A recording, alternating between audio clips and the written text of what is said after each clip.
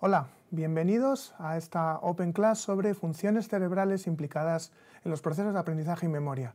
Mi nombre es Unai Díaz Orueta, soy doctor en psicología, profesor del Departamento de Psicología de la Universidad de Maynooth en Irlanda, donde doy clases de neuropsicología, y también profesor del máster de neuropsicología y educación aquí en UNIR, la Universidad Internacional de La Rioja. Vamos a hablar de neuroanatomía, vamos a hablar de las funciones cerebrales implicadas en el aprendizaje y memoria, y lo primero que surge muchas veces en las pruebas cuando piensan en neuroanatomía, sobre todo en los alumnos, es esta sensación de pánico, ¿no? De que estamos hablando de un tema demasiado complejo. Normalmente esto suele paliarse cuando empezamos a ver de dónde vienen el origen de todos estos términos neuroanatómicos que utilizamos. Cuando vemos que términos como hipocampo proviene del caballito de mar, hipotálamo es algo que está debajo del tálamo, la amígdala se llama amígdala porque tiene forma de almendra, viene de una palabra latina, el núcleo geniculado viene de la palabra rodilla porque tiene forma de rodilla, es decir, al final todos estos nombres que nos pueden resultar tremendamente técnicos y tremendamente complicados tienen un origen bastante sencillo de explicar, con lo cual aquel que se quiera dedicar a estudiar algo de neuroanatomía con un poco más de tiempo y con un poco más de pausa lo puede hacer sin tener ese miedo, sin tener ese pánico a abordar este tema. Y esto lo quería señalar desde el principio porque vamos a ver a lo largo de los próximos minutos varios términos del mismo tipo y con el ánimo de no crear confusión, sino todo lo contrario, tratar de difuminarla lo máximo posible.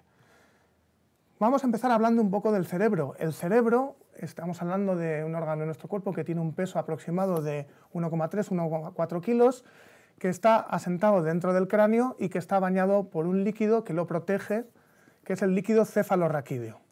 Este líquido cefalorraquídeo está dentro de una membrana dura del cráneo, que es la dura madre, y debajo de esa membrana dura hay una membrana llamada subaracnoide, porque tiene forma elástica con forma de tela de araña, y debajo una capa más fina, más suave, que es la pía madre. Estas tres capas son las que conocemos como las meninges, son las que cubren el sistema nervioso central y la médula espinal, y tienen fundamentalmente un papel protector, porque sirven de soporte y protección de todo el sistema nervioso frente a un posible impacto, ¿vale? Estamos en un impacto del exterior. Dentro de lo que es el sistema nervioso, la unidad básica de nuestro sistema nervioso son las neuronas. Hay aproximadamente 100.000 millones de neuronas en nuestro sistema nervioso que se comunican entre sí por un proceso electroquímico único denominado sinapsis, con el fin de procesar toda la información a través del sistema nervioso. Y además hay otras células, las llamadas células gliales, que sirven de sustento y transportan y proporcionan nutrientes y mejoran la comunicación de las neuronas. Dicho esto, cuando nos fijamos de manera más detallada en cómo es nuestro cerebro, la capa más externa que vamos a observar es la corteza cerebral. La podemos dividir en dos partes, en el hemisferio izquierdo y en el hemisferio derecho, y toda esta corteza cerebral es responsable de todas las funciones complejas de pensamiento, percepción, emoción y movimiento, por lo cual cuando hablemos de aprendizaje vamos a hablar de todas estas cosas, porque no aprendemos como algo puramente cognitivo, sino que aprendemos también a través de la atención, a través del movimiento e integrando diferentes procesos cognitivos y también emocionales, con lo cual vamos a ver cómo se entrelazan todos estos procesos en los diferentes sustratos neuroanatómicos de esta corteza cerebral y de algunas estructuras que están por debajo de esta corteza cerebral, estructuras subcorticales que también vamos a ver en el día de hoy. Cada uno de estos hemisferios, cada una de estas mitades del cerebro tiene 4 lóbulos, el frontal, el parietal, el temporal y el occipital, que son los que tenéis en la imagen, y vamos a ir viendo cada uno de ellos. Los lóbulos frontales, que se llaman así porque están en la parte anterior del cerebro, sus funciones principales son las de iniciar y planificar la conducta, resolver problemas y marcar la dirección hacia la que dirigimos nuestra conducta. Todas estas funciones se han denominado funciones ejecutivas y también se asocian los lóbulos frontales a la personalidad, a los patrones de conducta únicos que mostramos cada uno de nosotros como individuos. Pero además también tienen su implicación con otras redes que van a otros lóbulos del cerebro en diversos aspectos de la memoria, sobre todo de la memoria a corto plazo. Con lo cual no podemos únicamente atribuir un área del cerebro a una sola función concreta. Todas las diferentes partes de nuestro cerebro están funcionalmente relacionadas, hay diferentes redes neuronales que van de unos lóbulos a otros, de unas estructuras cerebrales a otras, con lo cual, cuando esté hablando de que una determinada área está relacionada con una determinada función, no quiere decir que solamente esa área se dedique a solamente esa función. ¿De acuerdo? Ya no sabemos mucho más del cerebro como para saber que no podemos localizar las funciones únicamente en una zona de nuestro cerebro. Siguiendo con los lóbulos frontales, una de las partes más destacadas es la corteza motora, que está relacionada con el inicio de los movimientos voluntarios y que además envía señales a otras partes del cerebro y también de la médula espinal. Movimientos que, sobre todo pensando en los niños pequeños a la hora de aprender y de relacionarse con el entorno, son absolutamente fundamentales y son una vía de obtener estimulación y de interactuar con el entorno. Además, esta corteza motora se divide en corteza motora primaria, que genera impulsos neuronales para controlar el movimiento, y también un área motora suplementaria que influye en la intención de actuar y media entre la corteza motora y una estructura más subcortical, la corteza medial límbica, que está en una zona un poco más inferior del sistema nervioso, por debajo de la corteza. Y además hay una corteza premotora que lo que hace es coordinar los movimientos complejos, porque los movimientos no solo tenemos que movernos, sino que además estos movimientos tienen que ser lo más coordinados posible. En estos mismos lóbulos frontales tenemos la corteza prefrontal, que se considera una corteza de asociación multimodal. ¿Esto qué quiere decir? Que se integran, pasan por aquí diferentes funciones, diferentes cognitivas. Aquí se integra información de diferentes modalidades sensoriales y se integran diferentes información procedente de la percepción, de la memoria y de otros procesos cognitivos. Ocupa todo un tercio de la corteza cerebral y también es una de las últimas regiones que se acaba de desarrollar, de desmielinizarse por completo, es decir, de conseguir su estructura anatómica completa durante la adolescencia. ¿Vale? Con lo cual es un área muy susceptible de plasticidad durante los primeros años de vida hasta los últimos años de la adolescencia. Y también es el área relacionada con control de impulsos, como vamos a ver, y regulación emocional. Y ahora volveré a esto en un momento. La corteza prefrontal también se divide en distintas partes. La corteza prefrontal dorsolateral, que dentro de esa corteza es la que está en la parte más hacia atrás y más hacia el exterior, es la que más está asociada con funciones ejecutivas, con la memoria de trabajo, que es la capacidad de prestar atención a algo mientras hacemos simultáneamente una tarea más compleja, y la atención selectiva. También tiene un papel en la memoria episódica, en la memoria para los hechos de la vida cotidiana. Tiene un papel a la hora de estimar la frecuencia con la que suceden determinadas cosas, por ejemplo, a la hora de estimar cuántas veces has mirado la hora en tu reloj a lo largo del día. Tiene también relación con la recencia, cuándo fue la última vez que hablaste con una determinada persona. Todo esto también se está relacionado con esta corteza prefrontal dorsolateral. Y muy importante, está relacionado también con la regulación emocional, con lo cual si algo como la memoria, la atención, la capacidad de resolución de problemas está relacionado con la regulación y la reactividad emocional, no nos debe sorprender que muchas veces cuando hablamos de tomar decisiones racionales, éstas estén tremendamente influidas por nuestro estado emocional. Y esto tiene que ver porque los circuitos y las redes neuronales que son responsables de la resolución de problemas, de nuestra capacidad de juicio, de razonamiento, de planificación, y nuestra área de control de impulsos y las redes cerebrales implicadas en el control y la regulación de nuestras emociones pasan por las mismas vías o por vías estrechamente relacionadas incluso anatómicamente. Están ubicadas muy cerca unas de las otras, con lo cual no nos puede sorprender que a la hora de hablar de toma de decisiones en nuestra vida, estas estén tan influidas por las emociones. Y lo mismo que el aprendizaje. El aprendizaje, nuestra capacidad de aprendizaje y memorización, y de consolidación, todos estos procesos van a estar tremendamente ligados a aspectos emocionales y de control emocional.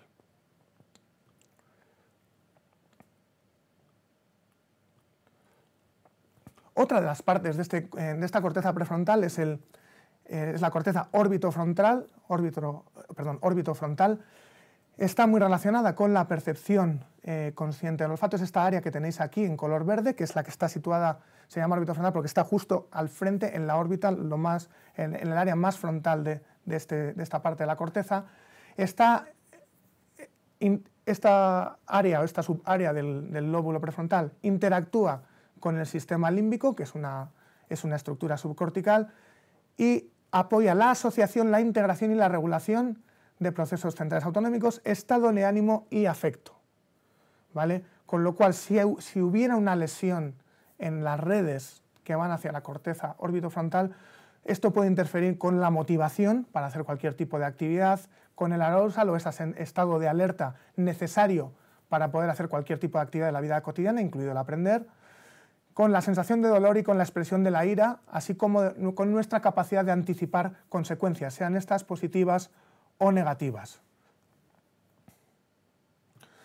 La corteza cingulada, que es la que tenéis aquí en un tono más gris, que tiene forma curvada, se divide en corteza anterior y posterior y está relacionada con lo que se conoce la red por defecto, la Default Mode Network. Esta es una red que está activada, luego la veremos, cuando no estamos haciendo nada, cuando estamos en reposo. No pensemos que cuando estamos en situación de reposo nuestro cerebro está completamente desactivado, ¿de acuerdo? No tenemos un cerebro completamente inactivo, nuestro cerebro no es un ordenador que podamos poner en estado de hibernación y que no haga nada, o que podamos desactivar, sino que hay determinadas redes cerebrales que cuando estamos en reposo están activas. Y es esta red, por defecto, esta Default Mode Network. Esta se activa, y una de las partes de esta red es esta corteza cingulada, y también es en su parte anterior. La corteza cingulada posterior está más relacionada con aspectos atencionales, ¿de acuerdo? Y también se activa durante tareas que implican conciencia, toma de conciencia de uno mismo, atención y mantenimiento de la conducta. Con lo cual ya vais viendo que la cosa no es tan sencilla como ubicar una función en un área concreta del cerebro. Estamos hablando de redes interconectadas y con un complejo sistema de redes, ¿de acuerdo? Una pequeña pausa antes de seguir con la corteza, porque vamos a entrar ahora de lleno en lo que son los lóbulos parietales. Los lóbulos parietales, que tradicionalmente han sido asociados con la percepción del tacto y con la percepción de los diferentes órganos del cuerpo, tienen diferentes partes. Una es la corteza somatosensorial primaria, que tiene una representación de todas las partes del cuerpo y recibe también información de las cortezas visuales y auditivas, ¿vale? No es únicamente la sensación de tacto o la información interna o externa del tacto, ¿de acuerdo? Aquí tenemos una visión general de la corteza nuevamente para destacar, sobre todo en amarillo y en color morado, este lóbulo parietal. Tenemos también la corteza parietal posterior, que recibe inputs, recibe información de una serie de áreas sensoriales, pero también de otras partes del cerebro, y es especialmente relevante en su papel en lo relacionado con la atención, ¿de acuerdo? Y aquí, cuando hablamos de las redes atencionales, luego las veremos también con un poco más de detalle, hablamos de un sistema frontoparietal dorsal, es decir, una interacción entre el lóbulo frontal y el lóbulo parietal, que está relacionado con la atención endógena, es aquella atención generada por nosotros mismos en función de nuestras metas o deseos. Y luego hay un sistema ventral, que está localizado principalmente en el hemisferio derecho, donde va una red desde el lóbulo temporal al lóbulo parietal y a determinadas áreas de la corteza frontal. Y esto tiene que ver con la atención exógena, esta respuesta de orientación cuando, por ejemplo, oímos un ruido brusco y toda nuestra atención se dirige hacia la fuente de ese ruido, ¿de acuerdo? No es una respuesta simple, no es una respuesta ubicada únicamente en un área del cerebro, sino que es una compleja red con componentes del lóbulo temporal, parietal y frontal, ¿de acuerdo? Con lo cual pensemos que lo que tradicionalmente venía siendo una ubicación de las funciones ejecutivas en el lóbulo frontal y la función del tacto o de las sensaciones en el lóbulo parietal queda superada con los conocimientos actuales sobre redes y conectividad funcional, Y tenemos que tener en cuenta que cuando hablamos, nos estamos centrando en un lóbulo concreto, tenemos que ver que hay fibras que van y fibras que salen de esa área del cerebro que pueden estar implicadas en diferentes funciones cognitivas. Esta corteza parietal posterior también tiene implicaciones en la función motora, con lo cual no se cierra todo, no se circunscribe todo a la corteza motora que veíamos antes en el lóbulo frontal, sino que hay una parte de la corteza parietal que ayuda a planificar los movimientos y a integrar la información visual con el movimiento. Esto que hablamos mucho de la integración sensorial, de la integración de los sentidos, la integración visual con el movimiento, se debe a la participación tanto de lóbulos frontales, de la corteza frontal, como de la corteza motora en el lóbulo frontal, como también de las redes de esta corteza parietal posterior. Algo tan sencillo como iniciar el movimiento para alcanzar y coger objetos, algo fundamental para el aprendizaje desde que somos bebés, está relacionado con esta corteza parietal posterior. Y también tiene ciertas implicaciones en el lenguaje y también en la capacidad numérica y en la capacidad de cálculo. ¿De acuerdo? Con lo cual, estamos hablando también de una interrelación frontal-parietal. ¿De acuerdo? Hemos visto el lóbulo frontal, hemos visto el lóbulo parietal y también hemos dicho que una de las terceras uno de los lóbulos en los que se dividía esa corteza cerebral eran los lóbulos temporales. Los lóbulos temporales suponen un 22% del volumen total de la corteza. Están principalmente implicados en la audición, en la comprensión del lenguaje y en la memoria tal y como la conocemos tradicionalmente, la memoria episódica, la memoria para los eventos que suceden en nuestra vida. Es aquí también donde está localizada el área de Wernicke, que fue descrita como el área de comprensión del lenguaje. En el lóbulo temporal izquierdo, en la parte superior, coordina la comprensión del lenguaje tanto hablado como escrito, así como la capacidad de dar sentido a los pensamientos que expresamos verbalmente. ¿De acuerdo? Estamos hablando de la zona que veis representada ahí, el lóbulo temporal superior en la zona de color verde. ¿Vale? Ya veis que hay diferentes zonas con diferentes colores porque vamos a ir viendo las diferentes capas de este lóbulo temporal. ¿De acuerdo? En la parte superior del lóbulo temporal tiene un papel fundamental en la comunicación tanto verbal como no verbal, y aquí hay funciones muy lateralizadas, es decir, que están muy especializadas, muy localizadas o bien en el hemisferio izquierdo o bien en el hemisferio derecho. En el lóbulo temporal superior derecho, en la parte delantera, en la región ventral, hay una convergencia de redes visuales y procesan sobre todo la información necesaria para el reconocimiento de objetos y la información espacial. Pero no solo eso, no solo ayudan al reconocimiento de objetos, a la ubicación de los objetos en el espacio o la ubicación de los diferentes estímulos dentro de un espacio concreto, sino que además juegan un papel crítico en la percepción social, es decir, en el procesamiento de esas claves no verbales que son fundamentales para entender el estado de ánimo de los demás, para entender lo que están pensando o lo que están sintiendo los demás. ¿De acuerdo?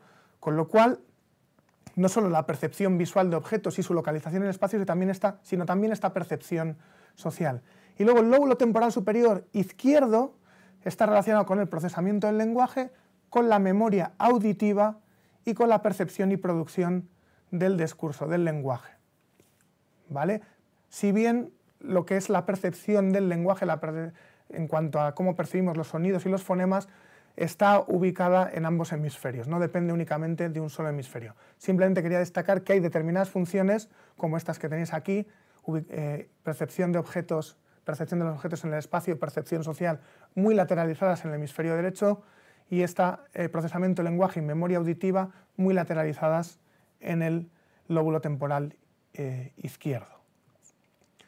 Si pensamos en el lóbulo temporal medio, es decir, en la siguiente capa, tenemos en la parte más anterior, está relacionada con el reconocimiento de sonidos y recuperación semántica. Esto quiere decir reconocer los sonidos de aquello que estamos escuchando y recuperar el significado de las palabras, algo totalmente fundamental para un proceso de aprendizaje.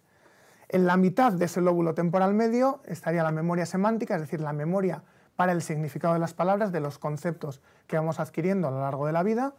En la parte posterior de ese lóbulo temporal medio estaría el procesamiento del lenguaje, y sus lesiones están relacionadas con esta comprensión del lenguaje. Y hay un surco en ese lóbulo temporal medio que es responsable de decodificar tanto la dirección de la mirada como si el discurso es inteligible o no, y de procesar ciertos aspectos verbales del cálculo mental. ¿Vale? Todo esto en un área, como ya veis, del lóbulo temporal muy concreta. Si seguimos bajando por esa superficie del lóbulo temporal, llegamos al lóbulo temporal inferior, que no ha sido asociado con demasiadas cosas, y en un estudio bastante curioso es que lo relacionó con el aprendizaje y escritura de los logogramas kanji en idiomas no alfabéticos como los caracteres chinos. ¿De acuerdo? Está relacionado, una lesión en este lóbulo temporal inferior está relacionado con la incapacidad de escribir este tipo de caracteres, una vez que los has aprendido, obviamente. ¿Vale? Pero es que además, aparte de eso, hay un área en este lóbulo temporal, que es la que conocemos como circunvolución o giro fusiforme. La hemos puesto aparte porque no está solamente ubicada en el lóbulo temporal, sino que ya se empieza a extender hacia el lóbulo occipital, hacia el más posterior de nuestra corteza. Se llama también circunvolución lateral, porque está en el exterior, occipitotemporal, ya abarca más de un lóbulo. ¿Por qué la ponemos aparte? Porque tiene una función muy importante. Está implicada en funciones superiores de la visión y tiene un papel muy determinante en la diferenciación entre diferentes categorías de objetos y, sobre todo, dependiendo de qué zona se active, para distinguir si está la percepción de objetos que son parecidos entre sí o la distinción de objetos que son diferentes entre sí. Algo, como imaginaréis, también fundamental para el aprendizaje a través de la función visual. Según su función, tenemos el giro fusiforme, la circunvolución fusiforme, para el procesamiento de caras y otro para el procesamiento visual de las palabras. ¿Vale? Si hubiera lesiones, puede haber incapacidad para reconocer objetos, incapacidad para reconocer caras o prosopagnosia, o incapacidad para leer, lo que conocemos como alexia o alexia pura. Y también se ha relacionado con la sinestesia, que es esta capacidad para procesar sensorialmente por una vía lo que correspondería a otra modalidad sensorial, es decir, percibir la música como colores, es decir, ver música, oír colores, es decir, determinadas lesiones estarían relacionadas, lesiones en esta circunvolución fusiforme, con estas características de la sinestesia, que es esta capacidad para percibir, percibir visualmente, por ejemplo, las palabras o la música. Es decir, son personas a las que oír determinadas cosas les genera una respuesta visual. Ellos, como cualquiera que no tenga sinestesia, si oye mi voz estaría oyendo mis palabras. Alguien con sinestesia, oyendo mi voz o oyéndome nombrar diferentes conceptos a lo largo de esta Open Class, podría estar viendo diferentes imágenes generadas en su cerebro, ¿de acuerdo? En vez de estar percibiendo los sonidos, ¿de acuerdo? Si en vez de alguien pregunta la diferencia entre dislexia y alexia, dislexia es una alteración, la persona puede leer pero con dificultades. Si hablamos de alexia, hablamos de incapacidad total. Siempre que vaya el prefijo a, significa incapacidad. Alexia, incapacidad de leer. Afasia, incapacidad de hablar. Disfasia, un trastorno del habla. Es decir, puede hablar pero con dificultades. ¿De acuerdo? Y por último, los lóbulos occipitales, que son el 18% del volumen total de la corteza, están en la parte más, trasera, más dorsal de la corteza, están relacionados con la percepción visual, y si se lesionan, dependiendo de la zona que se lesione, podemos tener una pérdida completa de la conciencia visual, aunque nuestros ojos y aunque la parte de los órganos de los sentidos, los ojos, estén perfectamente conservados. ¿De acuerdo? Hay determinadas cortezas de asociación que van hacia el lóbulo parietal y hacia el lóbulo temporal en forma de una red ventral y una red dorsal que veremos enseguida. La red ventral tiene que ver con qué vemos, especialmente relacionada con la percepción visual de objetos, y va desde el lóbulo occipital al lóbulo parietal. Y luego hay una red dorsal que va del lóbulo occipital al lóbulo temporal, que está relacionada con el dónde vemos los objetos. ¿De acuerdo? Con lo cual la red ventral, que es la que va a la flecha hacia arriba, desde el lóbulo occipital parietal, tiene que ver con la percepción del color, reconocer objetos, percibir con alta definición, ayuda a identificar lo que vemos, y la red frontal, la que marca la flecha hacia la izquierda, hacia el lóbulo temporal, nos ayuda a ubicar los objetos en el espacio y a identificar hacia dónde se mueven y en qué posición se encuentran. Y luego, por último, hay una corteza insular que está muy escondida, es el 2% de la superficie cortical, está escondida por debajo del lóbulo frontal, parietal y temporal, que tiene ciertas conexiones relevantes con el lenguaje y con la integración de la visión y el equilibrio, también algo fundamental para el aprendizaje a través del movimiento de las actividades motoras. ¿De acuerdo? Hemos hablado mucho de la corteza, pero ¿qué pasa con esas otras estructuras que están por debajo de la corteza cerebral? Una de las más importantes es el cerebelo. Supone el 10% del peso del cerebro y tiene muchísimas redes neuronales, tiene muchísimas neuronas. Tiene un papel prominente, muy relevante en la ejecución, corrección y coordinación de las acciones motoras, pero no solamente eso, también coordina procesos de memoria y aprendizaje y participa en los circuitos que tienen que ver con la regulación emocional, aquello que hablábamos antes de que estaba también relacionado con el lóbulo frontal y con las funciones del sistema nervioso autónomo, con lo cual os podéis imaginar que la red, si vemos el cerebelo como una red central de carreteras, las carreteras llegan a toda la corteza cerebral, especialmente a los lóbulos frontales y a la corteza prefrontal. Estamos hablando de memoria, aprendizaje, regulación emocional y corrección y coordinación del movimiento. Todo esto desde la información que está conectada con esta estructura subcortical, con el cerebelo. El tálamo es también otra estructura subcortical. Durante mucho tiempo se ha considerado una mera estación de paso de fibras que van hacia y desde la corteza cerebral, que suben hacia la corteza cerebral y bajan de la corteza cerebral hacia estructuras subcorticales y al resto del sistema nervioso. Pero no solamente eso, sino tened en cuenta que, claro, que pasan muchas fibras por aquí y está, por lo tanto, implicado en los niveles de alerta, también en las conexiones que van a la corteza prefrontal, a los sistemas motores, a los sistemas sensoriales, a la corteza parietal posterior, a las vías auditivas. Es decir, hay una cantidad inmensa de redes que pasan por el tálamo. Una lesión en el tálamo puede suponer una pérdida de muchísimas funciones cognitivas, además de un posible también pérdida del estado de alerta, es decir, la persona puede caer en coma precisamente por esta falta de activación o falta de arousal, con lo cual no estamos hablando de una estructura que podamos desdeñar, sino que estamos hablando de una estructura muy relevante también para el filtro y para el paso de todas estas conexiones y de todo este procesamiento de la información. Alguien pregunta si el consumo de sustancias psicoactivas puede afectar al aprendizaje. Evidentemente. Evidentemente puede afectar de diferentes maneras, o bien inhibiendo o inactivando determinadas áreas centradas con el procesamiento, también inhibiendo las áreas de control de impulsos, con lo cual esa sensación de desinhibición puede estar también, pueden ser sustancias psicoactivas o sustancias depresoras, ¿de acuerdo? Dependiendo del tipo de sustancia y dependiendo del área o de las redes cerebrales a las que afecten, el efecto puede ser diferente, pero puede afectar a corto y a largo plazo a los procesos de aprendizaje y de memoria. Y el sistema límbico, que antes hemos hablado de que el limbo era la zona que estaba en la frontera, está muy cerca de la corteza cerebral y también está ligado en funciones de memoria, motivación, emoción, se comunica con la corteza prefrontal, con las áreas implicadas en la conducta, incluyendo la respuesta motora, y también es responsable de dar un contenido emocional a la conducta, además de ser una de las áreas con mayor generación de nuevas neuronas en el cerebro adulto, con lo cual es otra de las áreas relevantes en el aprendizaje. Si pensamos en funciones cognitivas concretas, cuando hablamos de la neuroanatomía de la atención, absolutamente necesaria como puerta de entrada al cerebro para el aprendizaje, hablamos de todas estas áreas implicadas. Especial relevancia tienen los lóbulos frontales, pero no hay área cognitiva que no implique atención de una u otra forma.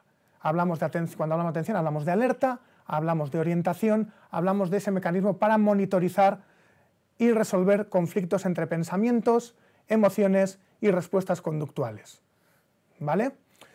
Cuando hablamos de memoria, hablamos de diferentes sistemas de memoria, hablamos de estructuras anatómicas separadas, sí, como una catedral, porque no hablamos de una única estructura de memoria, sino que hablamos de diferentes tipos de memoria que tienen asociadas diferentes redes dentro del sistema nervioso. La memoria episódica, más la memoria semántica, la memoria prospectiva, es decir, aquella memoria para los hechos que planeamos en el futuro, y luego memoria más procedimental, más implícita, que tiene que ver con el aprendizaje de habilidades motoras o habilidades que no se aprenden de manera consciente, sino que luego se van automatizando, como por ejemplo andar en bicicleta, conducir un vehículo.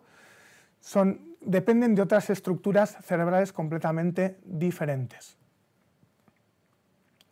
Hay también una disociación entre lo que es la memoria episódica y la memoria semántica, que dependen de estructuras anatómicas diferentes. Ambas pueden estar más o menos ubicadas en el lóbulo temporal, pero en áreas diferentes. Uno de los ejemplos más claros, ya en personas adultas de edad avanzada, es la diferencia, por ejemplo, entre la demencia Alzheimer y la demencia semántica, donde se ven que las afectaciones en Alzheimer están sobre todo en el hipocampo y en la demencia semántica sobre todo en el lóbulo temporal, en las áreas laterales del lóbulo temporal. Y los efectos son diferentes. En Alzheimer más relacionado con memoria episódica y en la demencia semántica más relacionado con la pérdida del significado de las palabras. Cuando hablamos de memoria implícita también hablamos de la implicación del cerebelo, del sistema límbico, de diferentes regiones subcorticales para el aprendizaje, para ese aprendizaje menos consciente, menos explícito. Y, por lo tanto, tenemos que ser conscientes de que si bien hemos visto todo esto de manera muy rápida, no podemos volver a hablar únicamente de localización, no podemos hablar de el hemisferio izquierdo hace esto, el hemisferio derecho hace esto otro. Hay algunas personas que aprenden con el hemisferio izquierdo y otras con el derecho. Tenemos que hablar permanentemente de redes interconectadas. ¿Cuáles son estas redes? Algunas, y con esto vamos a terminar, algunas de las más relevantes son las que vemos aquí. La primera la he mencionado antes, el Default Mode Network, la red por defecto, es aquella red que está relacionada con nuestro estado de reposo. ¿Vale? Cuando uno está más centrado en uno mismo y no está especialmente activo atendiendo al exterior, se activan determinadas áreas del cerebro, la circunvalación cingulada posterior, corteza prefrontal medial, circunvolución angular, es decir, es una red para cuando no estamos especialmente activos. Luego hay una red de control ejecutivo que está relacionada con procesos cognitivos, memoria de trabajo, resolución de problemas, planificación, y esta implica lóbulos frontales y también estructuras subcorticales y del tronco cerebral. Tenemos la red de saliencia relacionada con la comunicación, con la conducta social y la conciencia de uno mismo, y que incluye estructuras corticales, pero también estructuras subcorticales como la amígdala, el núcleo estriado y la sustancia negra, que no las hemos mencionado, que son conocidas sobre todo en la enfermedad de Parkinson, pero ya veis que son redes córtico-subcorticales, es decir, hay áreas de la corteza cerebral, áreas subcorticales que todas están implicadas y entrelazadas entre sí para responsabilizarse, por ejemplo, de procesos de comunicación, de conductas, de una conducta social adecuada y también de la conciencia de uno mismo. La red del mesocircuito frontal está relacionada con la conciencia también, incluye también el tálamo, lóbulo frontal anterior, regiones de la corteza parietal, occipital y temporal, ya veis, un montón de áreas diferentes. Y por último, la red motora sensorial, que es la que ayuda, la que hemos estado hablando todo el rato, de que ayuda al cerebro a realizar y coordinar diferentes acciones motoras, incluye regiones parietales, pero también frontales. Con lo cual, se acabó de hablar de localización, se acabó de hablar de áreas que se dedican exclusivamente a una cosa o de funciones cerebrales que están exclusivamente localizadas en un área del cerebro. ¿De acuerdo? Y esto sería todo por mi parte. Voy a intentar ir contestando algunas de las preguntas que me habéis ido haciendo. Sé que ha ido pasando el chat, pero voy a intentar. Habéis preguntado también por la memoria de trabajo, que es una función ejecutiva. Está sobre todo hay sobre todo redes de los lóbulos de la corteza prefrontal implicadas. La parte de memoria, alguien me pregunta también por la diferencia entre memoria episódica y semántica.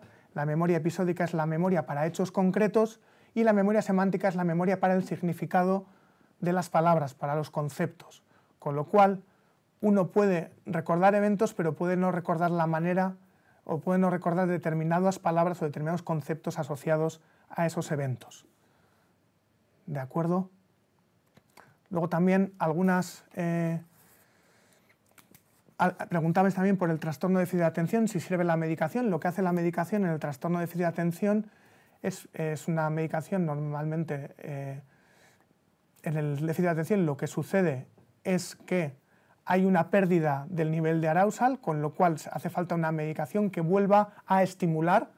Es decir, no sucede esa inquietud motora y esa hiperactividad no se arregla con un calmante, con una medicación de tipo relajante, sino que es una medicación estimulante, a veces incluso con componente anfetamínico, que lo que hace es tratar de estimular y tratar de devolver al niño al nivel de alerta necesario para que pueda seguir concentrado y alerta. Esto dicho a grandes rasgos porque no soy neuropediatra ni soy farmacólogo, ¿de acuerdo? Pero es la respuesta que os puedo dar con palabras más sencillas a cómo funciona la medicación en el TDAH, sobre todo la medicación habitual, que es la medicación más de tipo anfetamínico, ¿vale? Que lo que busca es estimular precisamente para que el niño que ha perdido esa activación vuelva a recuperarla y pueda seguir atendiendo y seguir concentrado.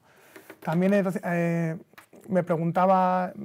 me han llegado preguntas sobre si hay cambios en las funciones cerebrales con los años. Evidentemente hay un enlentecimiento en el procesamiento de la información, también hay cierta pérdida de recursos, sobre todo si tenemos que hacer determinadas actividades nuevas bajo la presión de tener que hacerlas en un tiempo determinado, pero por el contrario, en el envejecimiento, si son tareas habituales, la experiencia a lo largo de los años también ayuda a compensar ese déficit o ese enlentecimiento en el procesamiento de la información. Me habéis preguntado también, me habéis enviado preguntas relacionadas con las emociones, cómo influyen la ira, la tristeza, cómo influyen las emociones.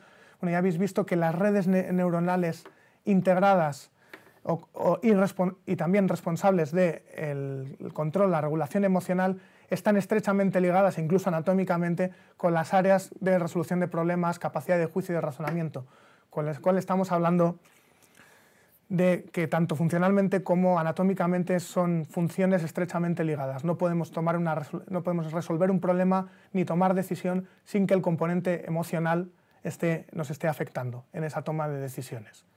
También he comentado antes sobre el tema de que la corteza prefrontal era la última en desarrollarse en la adolescencia, o la última en mielinizarse, por decirlo así, y esto podría estar relacionado también con la conducta que tradicionalmente se asocia de impulsividad con los adolescentes, es decir, los núcleos cerebrales relacionados con la búsqueda de recompensa se desarrollan antes que las áreas responsables o que las redes responsables de controlar los impulsos, con lo cual esta tendencia a buscar la gratificación inmediata y mostrarse más impulsivos o tener ese estereotipo de que los adolescentes son más impulsivos puede tener incluso cierta explicación o cierta base neuroanatómica. ¿Vale? No sé si tenéis más preguntas. He intentado ir contestando a lo que me habéis ido preguntando. Ya sé que está la información muy concentrada, pero es el formato que tenemos para el Open Class. Solo espero que hayamos también, aparte de tener una visión más general sobre cómo funcionan las redes cerebrales y cómo están interconectadas, digamos que el mensaje con el que me gustaría que os quedarais dentro de toda la información, que podréis siempre ver la presentación nuevamente, es que no podemos localizar las funciones en una única área del cerebro. Hay muchas funciones interconectadas, funciones cognitivas y de regulación emocional. Es fundamental tener esto en cuenta en los procesos de aprendizaje y sobre todo también las áreas motoras también. Cuando hablamos de aprendizaje hablamos de implicaciones motoras, implicaciones de atención, memoria, control emocional, ¿de acuerdo? Son todo procesos necesarios y también procesos de integración sensorial, integración visual vestibular, visión y equilibrio. Son todo funciones muy complejas, muy interconectadas, que no podemos circunscribir exclusivamente a un área del cerebro. ¿Vale? Espero que os haya resultado una presentación interesante. Muchísimas gracias por toda la atención y por todas las preguntas que habéis ido realizando, y si alguien tiene alguna más, por favor, que no duden en hacerla.